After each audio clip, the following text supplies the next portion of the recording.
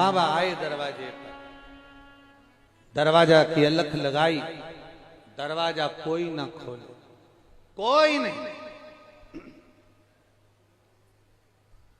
यशोदा जी ने आवाज सुनी, लाला के कानों में शब्द गया, लाला मुस्कुराए, प्रसन्न हुए ठाकुर।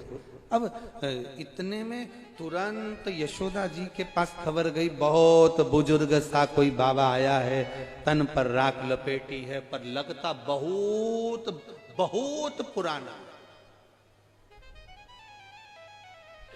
एक पेड़ की उम्र होती है, व्यक्ति की उम्र होती है, मनुष्य की उम्र होती है, जलचर थलचर की उम्र होती है, मंदिर की उम्र होती है, पत्थर की उम्र होती है, लकड़ी की उम्र होती है, जल की उम्र होती है, सब की उम्र होती है, सारे देव की उम्र है। पर किसी पुराण में यह नहीं लिखा कि शंकर जी की उम्र कितनी।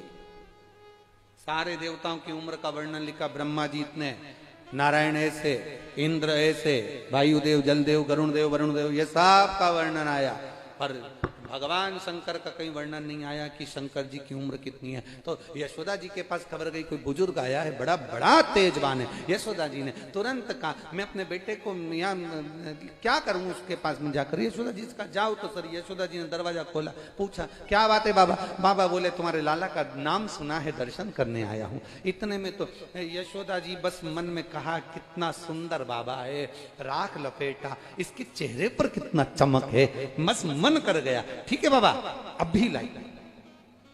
अंदर गई यशोदा जी, लाला को उठाया, लेकर चली। इतने में पार्वती जी बीच में जूड़ा ऊड़ा बांधी, सुरमा लगाई, सामने खड़ी हो गई। यशोदा रानी, तुम्हें मैंने बताया था एक बुजुर्ग बाबा आया है, भयंकर है वो।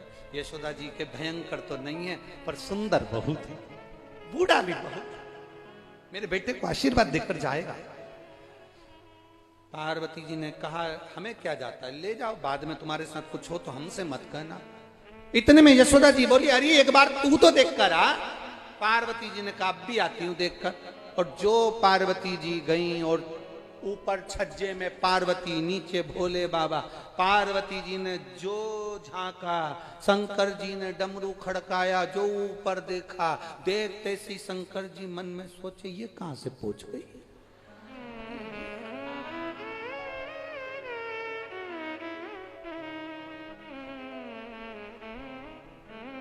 पार्वती जी हाथ से इशारा कर कर बोली, अब आओ अंदर। शंकर जी समझ गए ये आ गई तो अब दर्शन वर्शन तो मिलना नहीं। फिर भी शंकर जी ने आवाज लगाई, अलग जगाया, मां दर्शन कराओ। पार्वती जी नीचे आके बोली, बिल्कुल मत कराना, यही है वो, ये तेरे बेटे का काल है। अब इसको क्या मालूम कि ये महाकाल है, ये तेरे बेटे का काल है। अब पार्वती जी ने कह दिया, अब तो पार्वती जी का मन क्षुब्ध हो गया, अब कुछ भी हो जाए बेटे को नहीं दूंगी। अब भगवान को लेकर अंदर आ गई। बाबा ने भी सोच लिया क्या करा जाए। नंदी पर्वत के नजदीक में कुंड के किनारे मेरा बाबा अखंड धुनी रमाकर बैठ गए। बैठ तो गए, ये जैसे जैसे धुनी तपे, वैसे वैसे कन्हैया चिल्ला चिल्ला कर, बिलक बिलक कर रोए, बिलक बिलक। आशा लगाकर भोलेनाथ जी बैठे थे, उन्होंने भी आशा लगा ली थी, अब तो मैं नहीं आऊंगा, तुम आओ। और लगन तुमसे लगा बैठे जो होगा देखा जाएगा, तुम्हें अपना बना बैठे जो होगा देखा। लगन लगा ली। होता है ब्रज की गोपियों में एक भाव होता है। एक बार एक गोपी ने बड़ा सुंदर भाव व्यक्त किया महाराज। एक गोपी दही बेचने जा रही है और दूसरी गोपी को घर पर छोड़कर जा रही है, और बड़े भाव से कहकर जा रही है, अरे दही बेचन मथुरा जाऊं रे, ध्यान रखियो गुजरिया। अरे ओ गुजरी, आप भी बोलो, दही बेचन मथुरा जाऊं, ध्यान रखियो। इतने धीरे से मत बोलो गुजरिया, नहीं तो मालूम पड़े दीपावली के गुजिये याद आ जाए। थोड़ा अच्छे से आवाज लगा कर, दही बेचन मथुरा ध्यान रखियो गुजरिया, शाम से पहले घर ना आऊं रे ध्यान रखियो गुजरिया।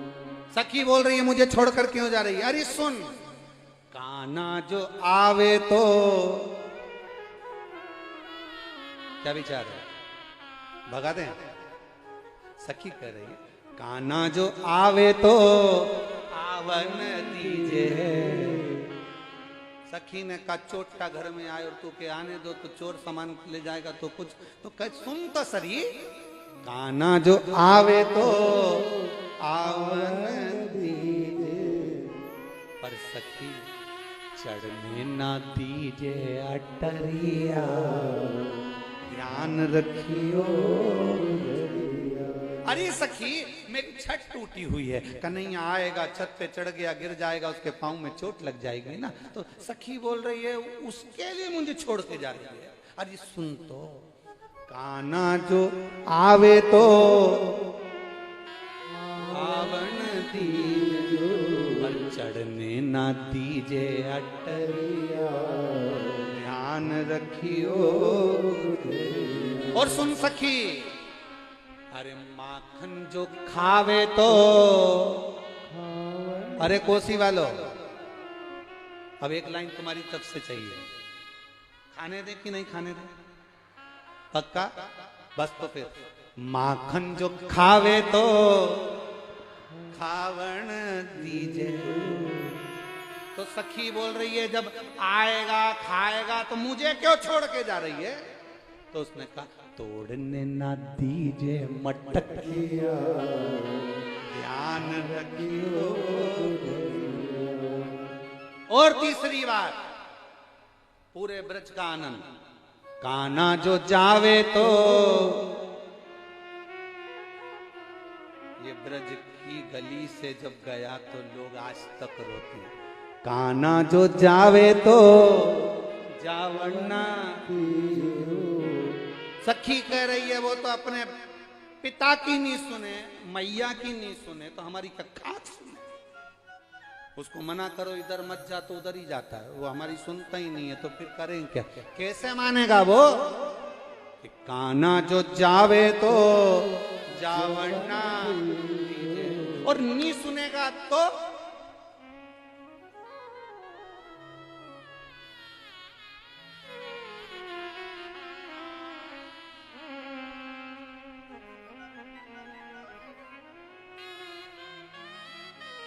आखिरी का तोड़ है, काना जो जावे तो जावना, और अगर चले गया तो छीन लीजिए बाकी बंसुरिया, ध्यान रखियो। आखिरी में उसकी बंसी छुड़ा लेना, बंसी में उसके प्राण बसते हैं, बंसी में राधा बसती है, बंसी में उसके भक्त बसते हैं, इसलिए उसको छोड़कर कहीं नहीं जाता। छुड़ा छीन लीजिए बाकी बंसुरिया, ध्यान रखियो। कहाँ जाए बाबा? तो यहाँ कह दिया। अब भगवान शंकर ने सोच लिया, अब मैं भी तप करने बैठ गया हूं, आस लगा कर बैठा हूं। शंकर जी का सबसे बड़ा आनंद है, जो शिव से आस लगाता है वो कभी खाली नहीं जाता है, उसका भंडार भर कर ही जाता है।